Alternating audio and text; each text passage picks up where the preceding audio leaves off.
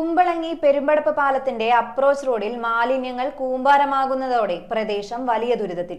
പൊതുജനങ്ങൾ തന്നെ മാലിന്യങ്ങൾക്ക് തീയിട്ടത് മൂലം തീയാളി പുല്ലുകളിലേക്ക് പിടിച്ചുണ്ടായ പുക രൂക്ഷമായി മാറി.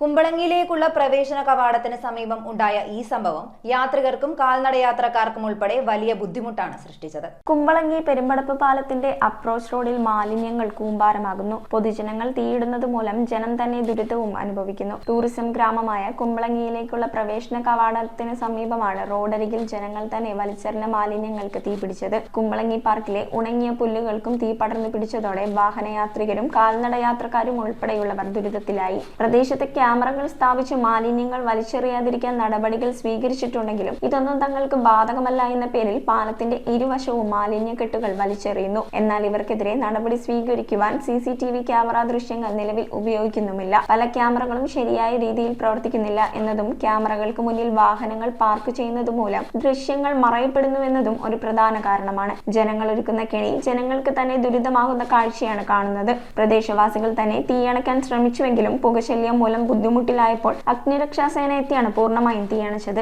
News bureau, Kochi. ചുള്ളിക്കിലുള്ള നമ്മുടെ സോൾ ഫാഷനിൽ എല്ലാ വസ്ത്രങ്ങൾക്കും 50% വരെ ഓഫർ ഉണ്ട്. കുട്ടികളുടെ പാൻസിന് 25 രൂപ കൊടുത്താൽ മതി. ഈ കോഡ് സെറ്റിന്റെ വില വെറും 199 ആണെന്ന് പറഞ്ഞാൽ നിങ്ങൾ വിശ്വസിക്കുമോ? ഇതിന് റേറ്റ് വരുന്നത് വെറും 310 രൂപ മാത്രം. ഗേൾസിന്റെ നല്ല ട്രെൻഡിങ് ക്രോപ്പ് ടോപ്പുകൾ വേഗം വന്നാൽ ഡബിൾ ആയിട്ട് മേടിക്കും.